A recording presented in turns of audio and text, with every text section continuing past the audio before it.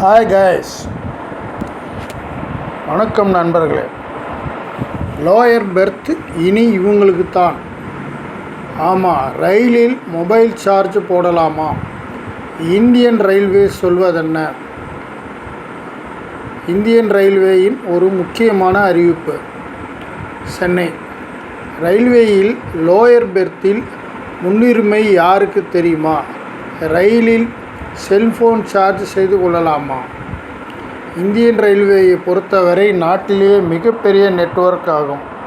நாளுக்கு நாள் ரயில் சேவைகள் தவிர்க்க முடியாதாகிவிட்டது. அதனால்தான் பயணிகளின் நலன் கருதி ரயில்வேயின் புது புது சலுகைகளும் விதவிதமான அறிவிப்புகளும் வந்தவண்ணம் உள்ளன. அந்த வகையில் சமீபத்தில் கூட லோயர் பெர்த் குறித்த அறிவிப்பு ஒன்று வெளியானது.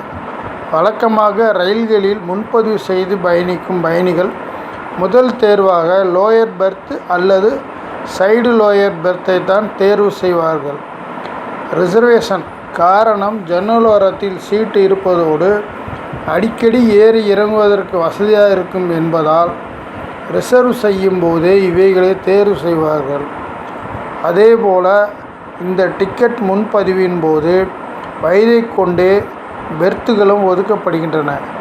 சமீபத்தில் ரயில்களில் லோயர் பெர்த்துகள் யாருக்கெல்லாம் ஒதுக்கீடு செய்யப்படும் என்பதை இந்தியன் ரயில்வே வெளியிட்டிருந்தது. அதாவது ரயில்களில் லோயர் பெர்த்து கேட்டு முன்பதிவு செய்யும் அனைவருக்குமே அது கிடைக்காது என்றும், குறிப்பிட்ட சிலருக்கு மட்டுமே வழங்கப்படும் என்றும் இந்தியன் ரயில்வே புதிய விதிகளை விதித்திருக்கிறது.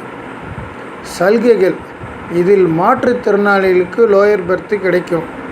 மாற்றுத்திறனாளிகளுக்கு 4 இருக்கைகள் உள்ளன.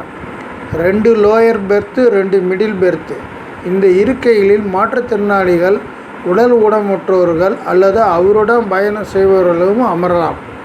அதேபோல் கரீப் ரத் ரயிலில் 2 லோயர் பெர்த்துகளும் 2 அப்பர் பெர்த்துகளும் மாற்றுத்திறனாளிகளுக்கு ஒதுக்கீடு செய்யப்படும். இதற்கு அவர்கள் முழு கட்டணத்தையும் செலுத்த வேண்டும். அதேபோல கர்ப்பிணிகளும் இந்த கீழ் பெர்த்தை பெற்றுக்கொள்கிறார்கள். வயதானவர்களுக்கு லோயர் பெர்த்து தானாகவே ஒதுக்கப்படும். ஒருவேளை இவர்களுக்கு லோயர் பெர்த்து கிடைக்காவிட்டாலும் முன்னுரிமை தந்து இவர்களுக்கு லோயர் பெர்த்து ஒதுக்குவது டிடிஆரின் கடமையாகும். மதுபானம்: அதேபோல மதுபானம் தொடர்பான விதிகளை அந்தந்த மாநிலங்கள் தங்கள் சொந்த விதிகளுக்கு ஏற்ப உருவாக்கலாம் என்று விலக்கு தரப்பட்டுள்ளது. எனினும் ரயிலில் மது அருந்திவிட்டு பயணம் செய்தாலோ அல்லது மதுபானங்களை கொண்டு சென்றாலோ அது சட்டப்படி குற்றமாகும். அருந்திவிட்டு ரயிலில் பயணம் செய்தால் அவரிடமிருந்து 500 அபராதம் விதிக்கப்படும். குடிபோதையில் பயணம் செய்பவர்களுக்கு 6 மாதங்கள் சிறை தண்டனையும் விதிக்கப்படலாம். மதுபானம் போலவே ரயிலில் தடை செய்யப்பட்ட வேறு ஏதேனும் பொருட்களை கொண்டு சென்றால் 500 ரூபாய் அபராதம் விதிக்கப்படும். இந்த தடை செய்யப்பட்ட பொருளால் ஏதேனும் இழப்பு ஏற்பட்டால் அதற்கும் சேர்த்தே இழப்பீடு கட்ட வேண்டும். அதேபோல் ரயில்வே சட்டப்படி ரயிலுக்குள் எளிதாக தீப்பிடிக்கும் பொருட்களை, எரிவாயு சிலிண்டர்கள், பட்டாசுகள், அமிலம், மண்ணெண்ணெய், பெட்ரோல், டீசல், வெல்டிங், ஈரமான தோல்கள், உலர்ந்த புல், இலைகள்,